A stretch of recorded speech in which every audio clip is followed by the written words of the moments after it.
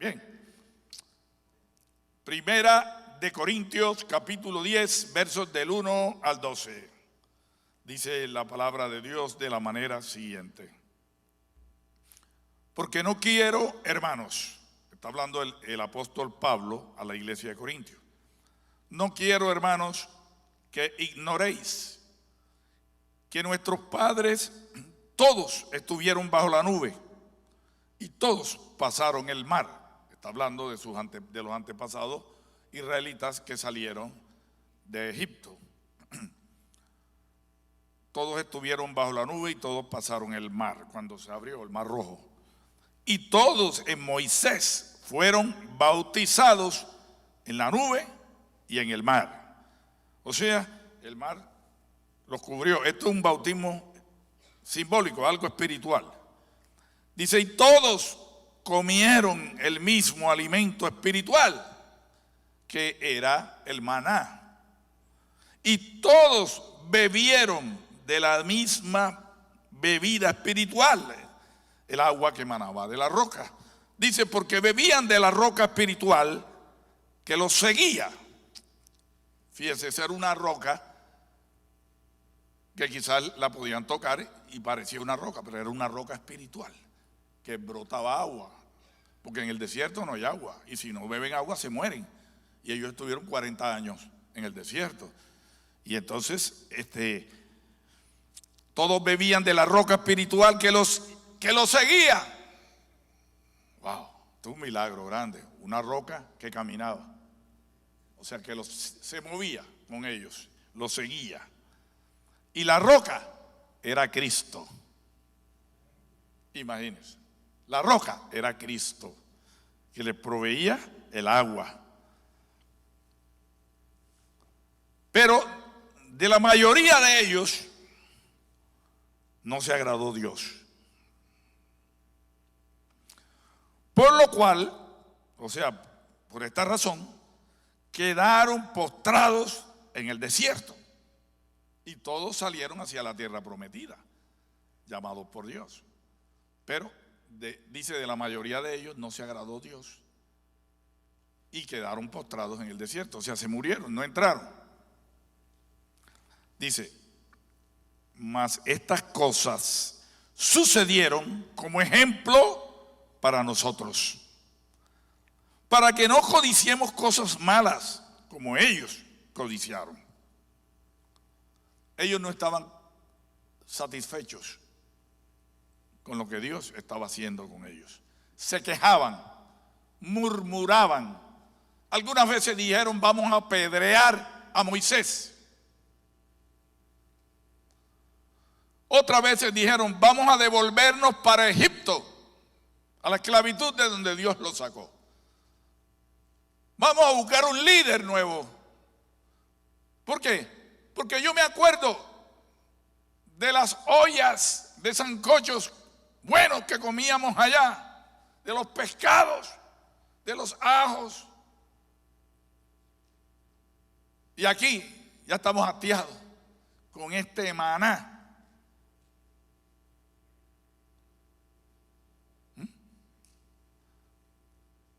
Dios los había sacado, pero ellos murmuraron contra Moisés. Pensaban que Moisés los había engañado. Y cuando un pueblo murmura contra el líder que Dios les pone, están murmurando contra Dios. Y esto trae castigo, porque Dios al hijo que ama, a ese castiga y a ese corrige. Y por esa razón, y Dios los oyó, porque Dios está presente en todo lugar.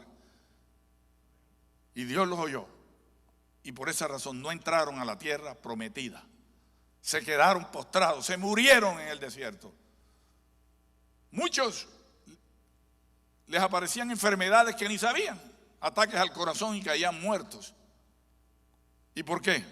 Por la murmuración, porque no estaban satisfechos, no estaban contentos.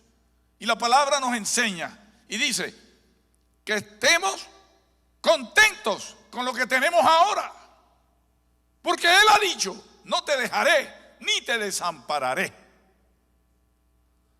También la palabra dice, en 1 Pedro 5:7, nos enseña y dice, que echemos toda nuestra ansiedad sobre Él. ¿Qué es la ansiedad? Lo que produce la insatisfacción. La ansiedad es aquello que produce cuando las cosas no salen como queremos. Entonces Dios dice, estemos contentos con lo que tenemos ahora, porque Él ha dicho, no te dejaré ni te desampararé. Que echemos esa ansiedad sobre Él, porque Él tiene cuidado de vosotros. ¿Cuánto le da un aplauso al Señor? Él tiene cuidado de vosotros. Sea cual sea la circunstancia que estemos atravesando, Él no nos ha dejado. Él está en medio de las circunstancias. Él las permite para probar nuestra fe y porque Él quiere hacer un milagro en nosotros. Porque cuando la cosa se resuelve lógicamente, no hay milagros. Y Dios es Dios de milagros. Nuestro Padre es Dios de prodigios. Un milagro es algo que rompe la ley de lo natural. Un milagro es algo sobrenatural. Y Él quiere hacer milagros en nosotros.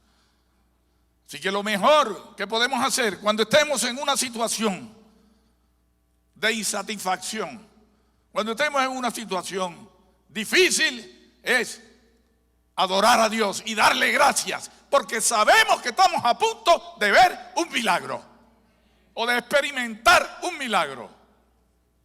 No quejarnos, no murmurar, porque dice que estas cosas fueron ejemplos para nosotros, estas cosas que sucedieron. Dice que no codiciemos cosas malas como ellos las codiciaron, y que no seamos idólatras como algunos de ellos. Según está escrito, ¿qué es idolatría? Es poner algo en nuestro corazón que sea más importante que nuestro Dios. Cuando le damos un lugar, un segundo lugar en nuestro corazón al Señor. Y todo aquello que sea más importante que Dios se convierte en un ídolo. Y si no nos arrepentimos y lo seguimos haciendo, eso se llama idolatría.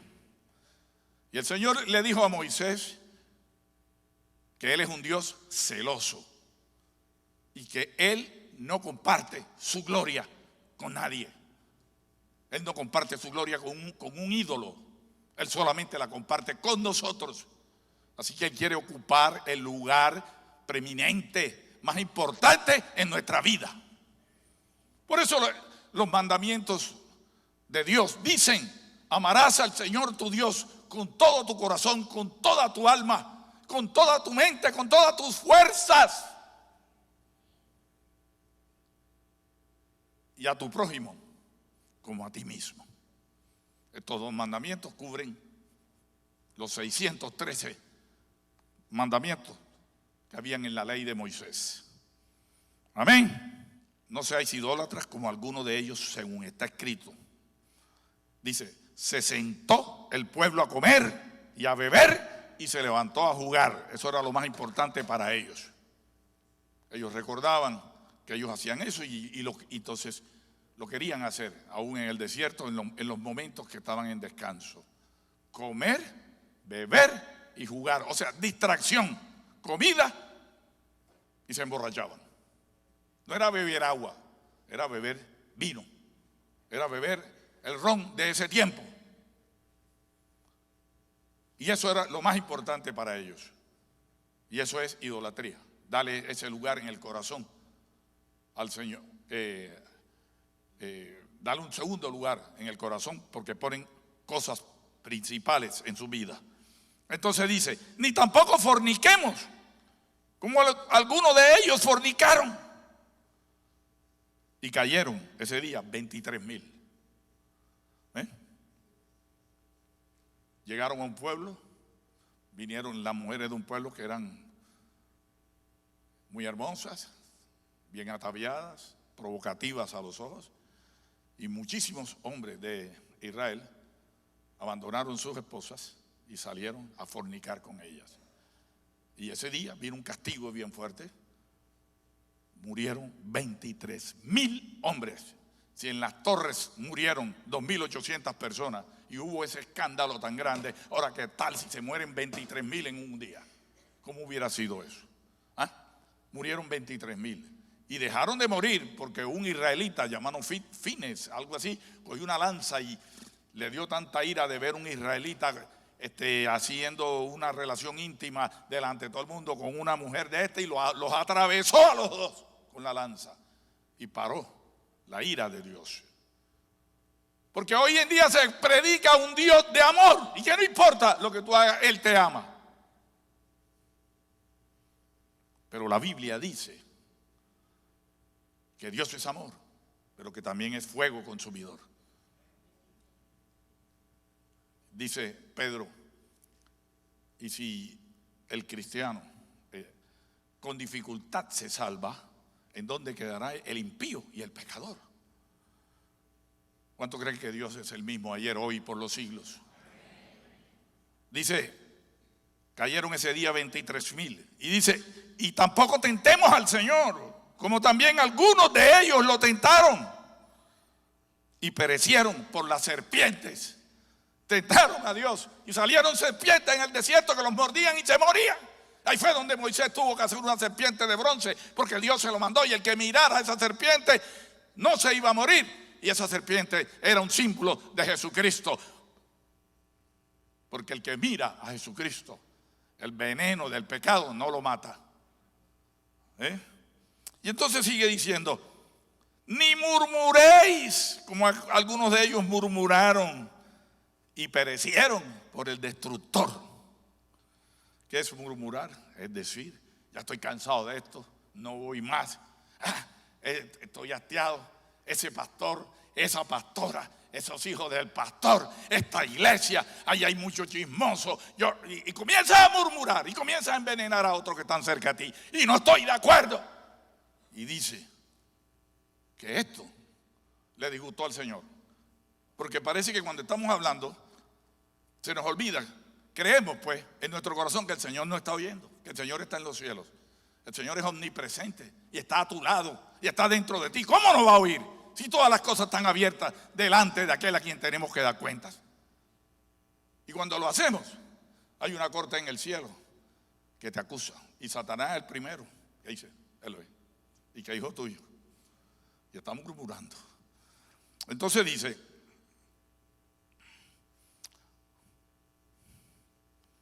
y estas cosas les acontecieron, verso 11, como ejemplo a ellos, les pasaron a ellos como ejemplo, y están escritas para amonestarnos a nosotros.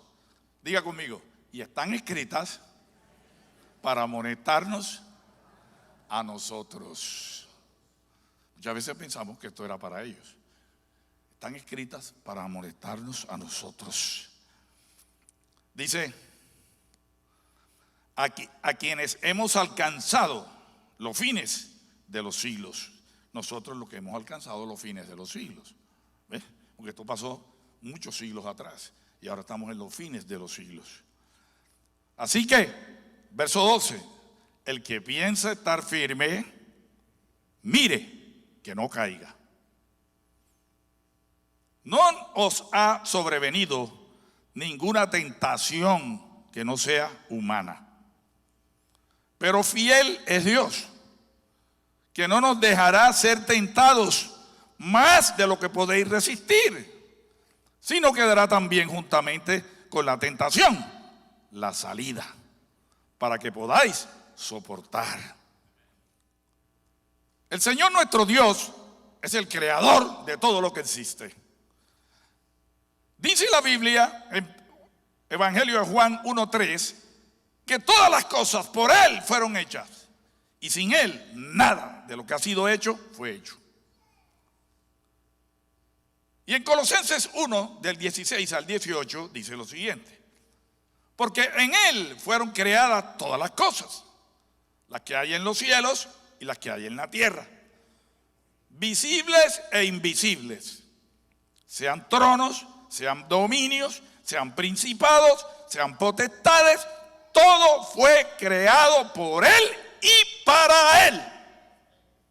Entonces, si tú fuiste creado, si nosotros, vamos, yo me incluyo, si nosotros fuimos creados por Él, fuimos creados para Él. Entonces Él es nuestro dueño.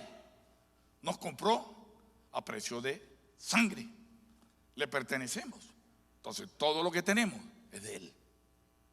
Todo fue creado por Él y para Él. Y Él es antes de todas las cosas. Y todas las cosas en Él subsisten. Todas las cosas en Él subsisten. ¿Cuántos se recuerdan cuando estudiábamos en el colegio, que estudiábamos química? Y estudiábamos el átomo, y que consiste de neutrones, protones, no sé cuánto, el núcleo. Hace como medio siglo que yo pasé por ahí. Pero les quiero recordar que dice que hasta una piedra está viva. Y la bomba atómica, ¿en qué consiste? En que rompieron el átomo. Entonces, amado, todo tiene vida.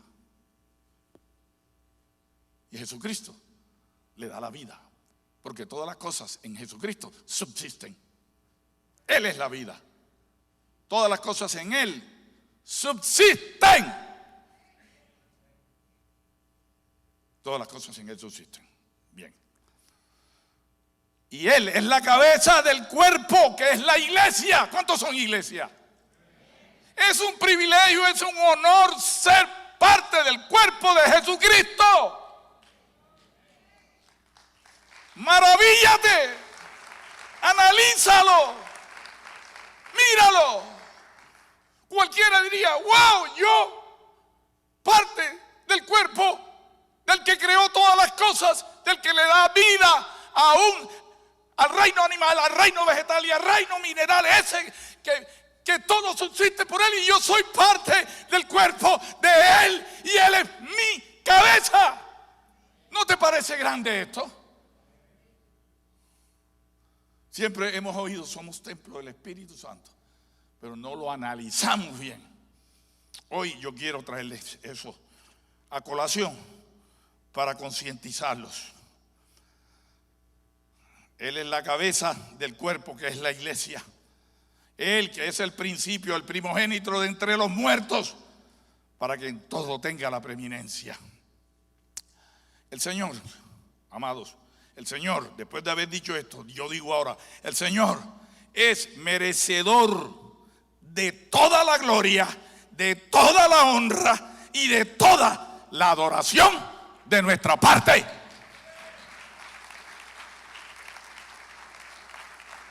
Porque no nos hemos concientizado de esto. Cuando venimos a la iglesia, muchos nos estamos durmiendo. Porque no nos hemos concientizado de a quién venimos a adorar. Muchos llegamos tarde. Si el presidente Trump te invitara a la Casa Blanca, tú llegarías tarde. Mira, te mete una insultada que te manda para tu país, para que sepa. Y seguro que estarías una hora antes o por lo menos. Entonces, ¿por qué cuando venimos a adorar, cuando tenemos una cita una vez a la semana en la casa de Dios, y venimos a adorar a aquel que se merece toda la gloria, toda la honra, aquel que te da la vida, aquel que te protege, aquel que te da la energía, aquel que te da el dinero, aquel que te guarda de todo mal? A Él venimos a adorar y no levantamos ni los brazos al cielo.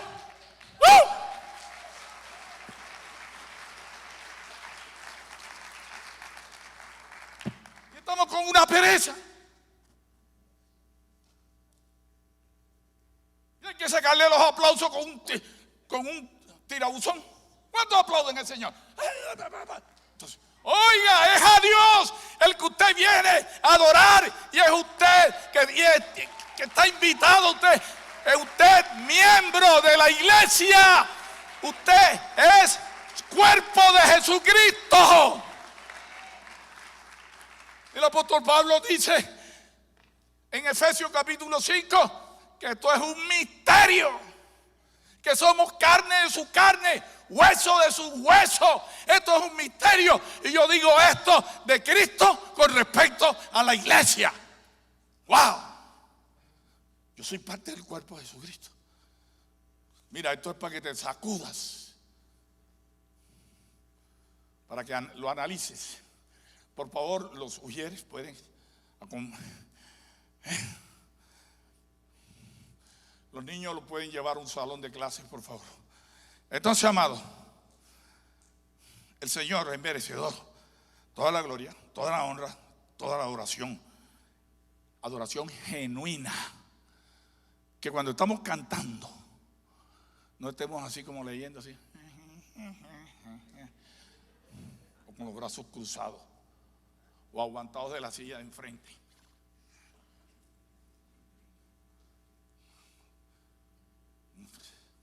Porque lo que quieres es que se acabe rápido para sentarte.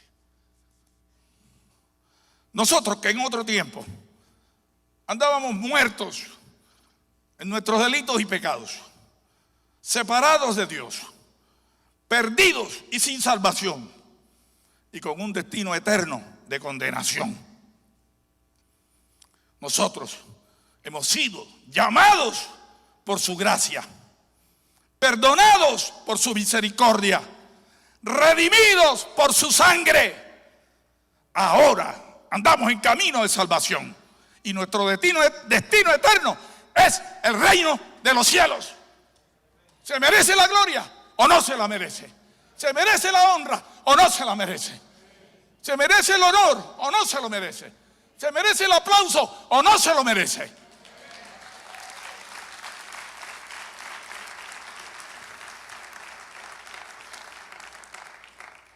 Hebreos capítulo 2, versos del 1 al 3. Vamos a ver qué dice. Por tanto, es necesario, o sea, porque esto es así, es necesario que con más diligencia atendamos a las cosas que hemos oído. No sea que nos deslicemos, porque si la palabra dicha por medio de ángeles fue firme, y toda transgresión y desobediencia recibió justa retribución. Oiga esto, está hablando de Hebreos, Nuevo Testamento. Dice, ¿cómo escaparemos nosotros si descuidamos una salvación tan grande? La cual, habiendo sido anunciada primeramente por el Señor, nos fue confirmada por los que la oyeron. ¿Dónde queda aquí salvo siempre salvo? Dígame. Sigamos. Las cosas de Dios son sagradas, amados, y siempre han sido sagradas. Lo que pasa es que el cristianismo moderno es quien las ha diluido. Pero la Biblia nos dice en Hebreos que Dios es el mismo de ayer, hoy y por los siglos. Creo que es en Hebreos 13:8 que lo dice. Dios no cambia. El Dios del antiguo es el Dios del nuevo. El Dios de ayer es el Dios de hoy, es el Dios de mañana. Y la palabra nos dice en Santiago que en Él no hay mudanzas ni hay sombra de variación. No, es que lo que pasa es que Dios en el Antiguo Testamento era bien furioso, pero ahora ya se volvió, como ya está viejito, pues ya se volvió. Señor, es el mismo de ayer, hoy, por los siglos. En Él no hay mudanza ni hay sombra de variación. ¿Oyó? Para los que escriben, Santiago 1:17 lo dice. Y Hebreos 13:8 también. Las cosas de Dios son sagradas y siempre han sido sagradas. Veamos qué nos dice 2 de Pedro, capítulo 2, versos 4 al 9. El apóstol Pedro, inspirado por el Espíritu Santo, nos está hablando. Dice, porque a la iglesia, ¿a quién le escribió Pedro? Dígalo. ¿A quién le escribió Pedro? A los judíos. A la iglesia. Oye lo que dice. Porque si Dios no perdonó a los ángeles que pecaron, sino que arrojándolos al infierno, los entregó a prisiones de oscuridad para ser reservados para el día del juicio. Hay un juicio, pero hace rato que usted no oye hablar de esto. Pero la palabra lo dice, y la palabra es viva y eficaz y permanece para siempre. Hay un día del juicio. Dice, y si no perdonó al mundo antiguo, antes del diluvio, a la gente esa, dice, sino que solamente guardó a Noé, pregonero de justicia, con otras 7 personas más, que fueron los 3 hijos, la esposa y las mujeres de los 3 hijos. A Noé fueron 8 personas que se salvaron.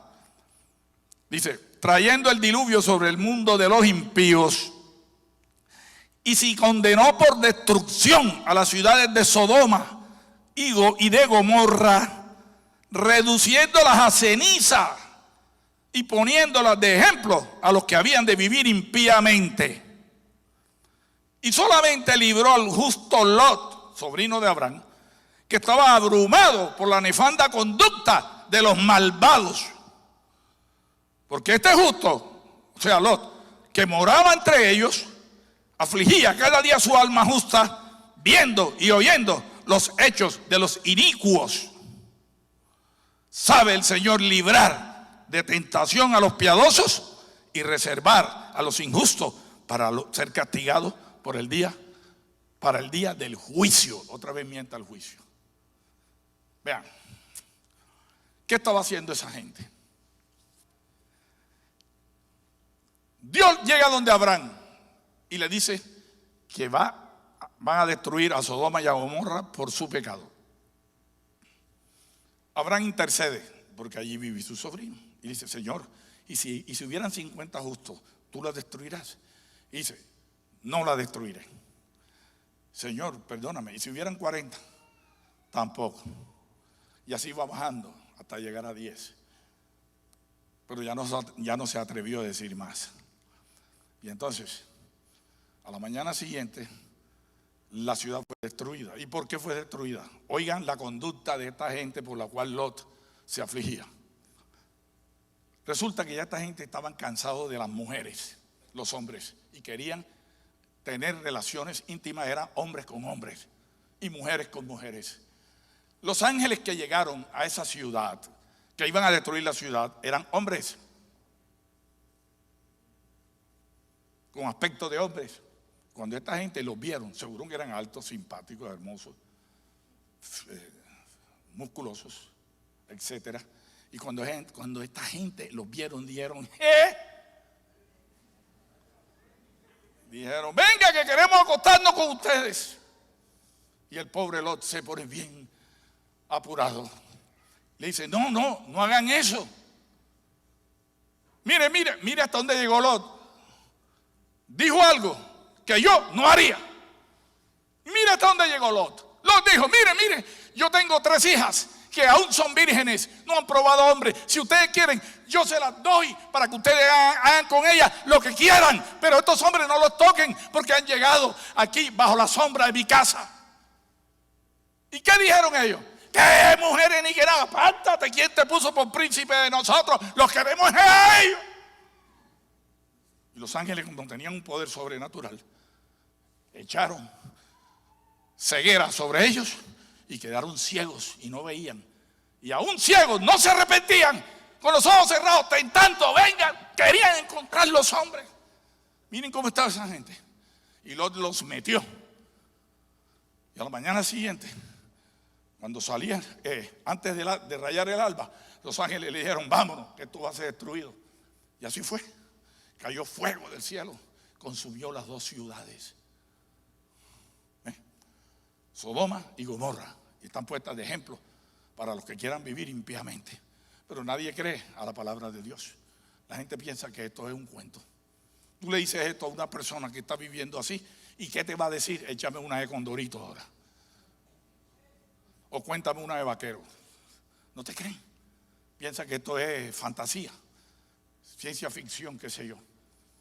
Cuando nosotros tuvimos el privilegio de ir a Israel, fuimos al Mar Muerto y no se entiende, todavía la ciencia no entiende por qué el Mar Muerto es diferente a los demás mares.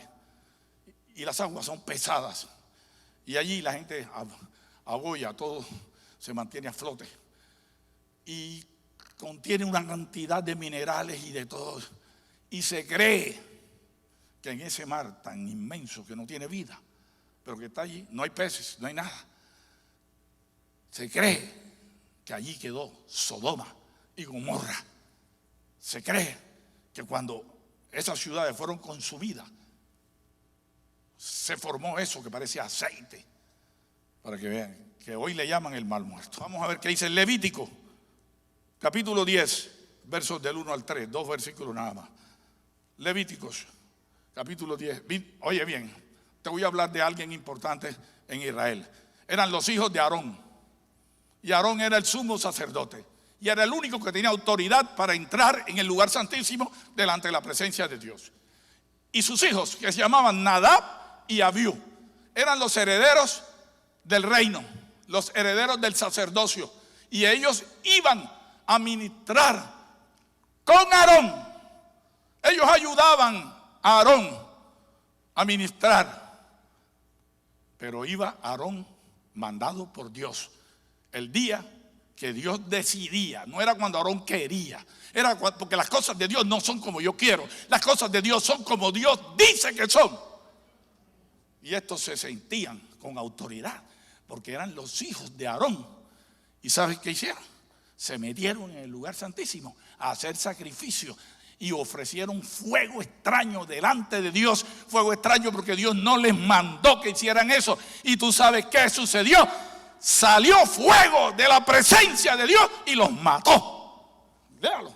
Nadab y Abiú, hijos de Aarón, tomaron cada uno un incensario y pusieron en ellos fuego, sobre el cual pusieron incienso y ofrecieron delante de Jehová fuego extraño que él nunca les mandó. Y salió fuego de delante de Jehová y los quemó y murieron delante de Jehová. ¿Son sagradas las cosas de Dios o no son? Y te voy a poner un ejemplo del Nuevo Testamento, porque aquí hay muchos teólogos y quizás dicen, no, pero eso era en el antiguo pacto, ahora en el nuevo. Ananías y Zafira vendieron un solar y trajeron todo a los pies de los apóstoles para que hubiera para las necesidades de los pobres. Y dijeron, ¿en cuánto? Y le pregunta a Pedro, ¿en cuánto vendieron el solar? Le dijo Pedro a Ananías y dice, en tanto. Entonces viene, era mentira, no lo habían vendido en eso. Vamos a poner 5,000. Dice, ¿en cuánto lo vendieron? Dice, en 3,000, pero lo habían vendido en 5. Entonces, ¿por qué has mentido al Espíritu Santo y a la iglesia? Y cuando le dijo eso, le dio un ataque al corazón y ahí mismo quedó muerto, con para escarmiento. Al rato le van a avisar a la esposa, Zafira, y entra Zafira y le pregunta, Zafira, ¿en cuánto vendieron el solar? Entonces dice, en 3,000. Y dice, ahí están a la puerta los que sacaron a tu esposa y también te enterrarán a ti. ¡Pum! Y cayó muerta también. Nuevo Testamento, pacto de gracia, porque las cosas de Dios son sagradas y Dios quería sembrar un escarmiento para que no andemos con mentiras en la casa de Dios y le mintamos a los hombres de Dios. Wow. Por último, veamos segundo libro de Samuel, capítulo 6, del 1 al 10.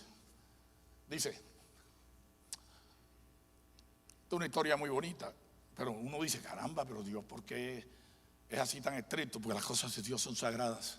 Tenemos que aprender eso hoy en día. Hoy no respetamos a los ministros de Dios. Hoy no respetamos la casa de Dios. Hoy no respetamos la iglesia de Dios.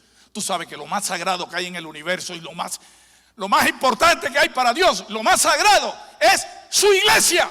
Y no hablo del edificio, hablo de los salvos. Y eso hay que respetarlo, porque es el cuerpo de Jesucristo. Dice, David volvió a reunir a todos los escogidos de Israel, unos 30,000. Y se levantó David y partió de Bala, de Judá, con todo el pueblo que tenía consigo, para hacer pasar de allí el arca de Dios, sobre la cual era invocado el nombre de Jehová de los ejércitos, que mora entre los querubines.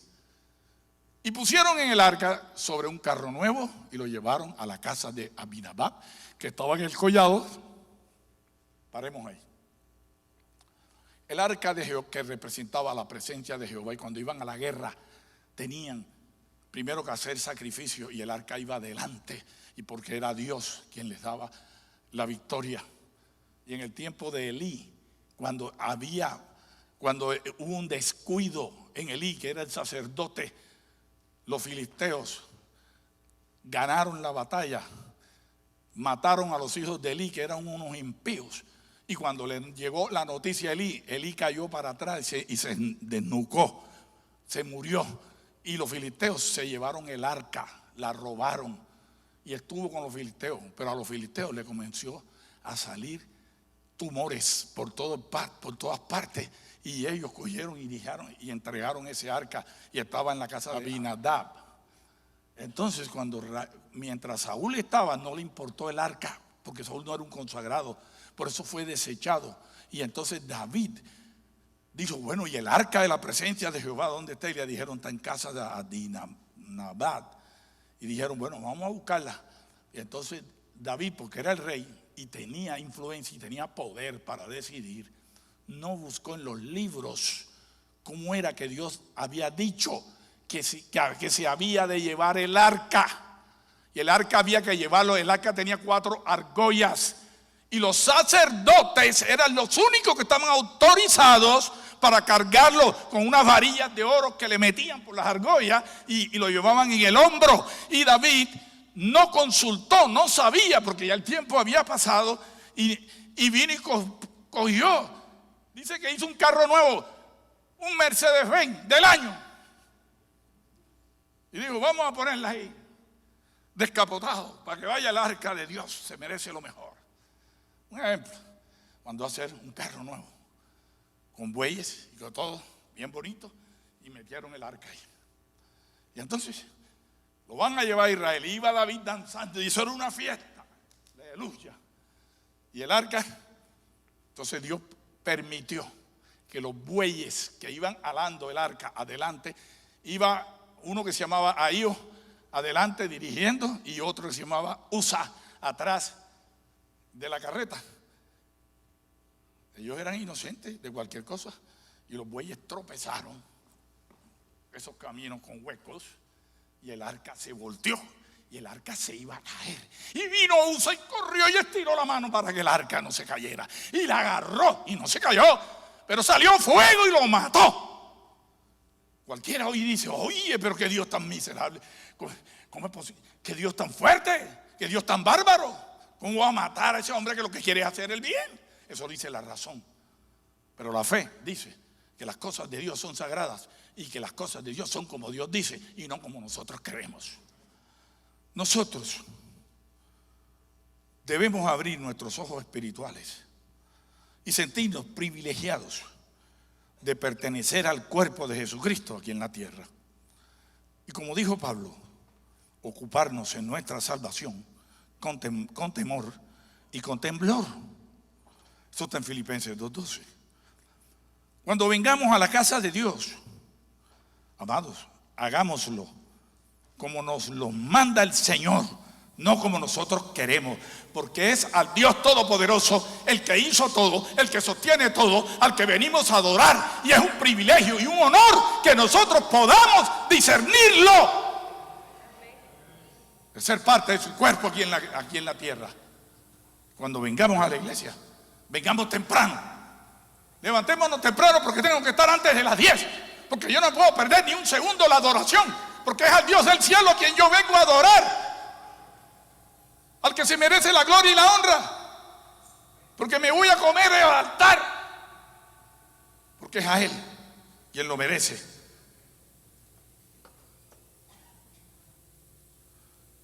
Cuando vengamos a la iglesia hay que hacerlo como lo manda Dios en el Salmo 100. Ponme el Salmo 100. Aquí está como Dios quiere que vengamos a la iglesia. Salmo 100. Dice, oiga, ¿cómo vamos a cantar? Cantad alegres a Dios, habitantes de toda la tierra. Servid a Jehová con alegría, y venid a su presencia con regocijo. Reconoced que Jehová es Dios. Es lo que yo estoy tratando de hacer con este sermón. que reconozcamos que Jehová es Dios. Él nos hizo y no nosotros a nosotros mismos. No somos producto de la evolución ni de la casualidad. Dice, pueblo suyo somos y ovejas de su prado. Entrad por sus puertas con acción de gracias, por sus atrios, allá afuera, el parqueadero, con alabanza.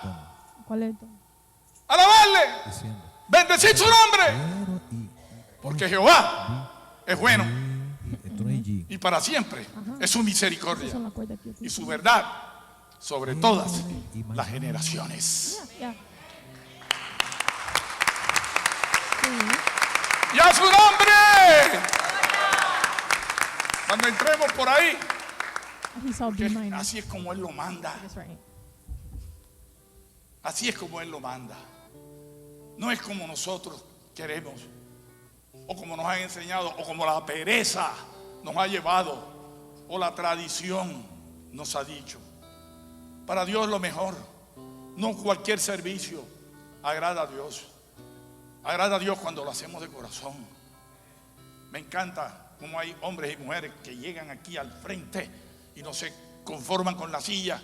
Yo quisiera ver todo esto lleno de gente siempre adorando al que vive para siempre, pero que salga de verdad del corazón, que yo no le tenga que meter un timbre ahí. ¡Pim! Suena. ¡Pim! No, ustedes, que salga espontáneamente de ustedes,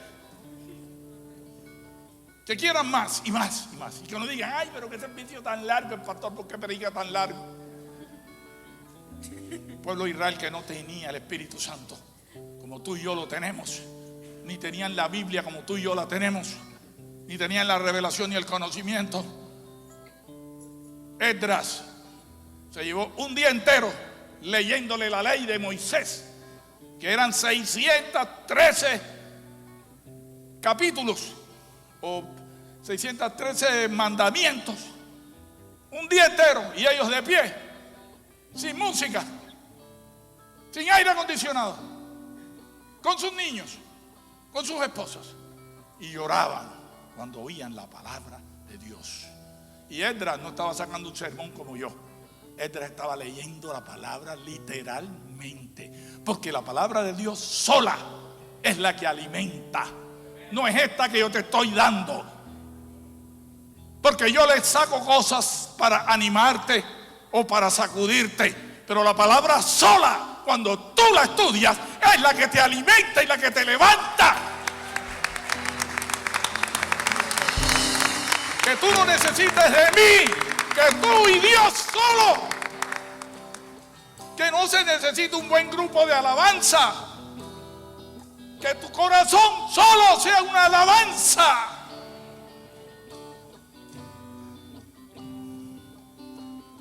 Wow. Es como Dios dice, no como nosotros creemos o la tradición nos ha enseñado. Como Dios dice, ponme ahí versículos que no le gusta a muchos cristianos, pero yo te lo digo.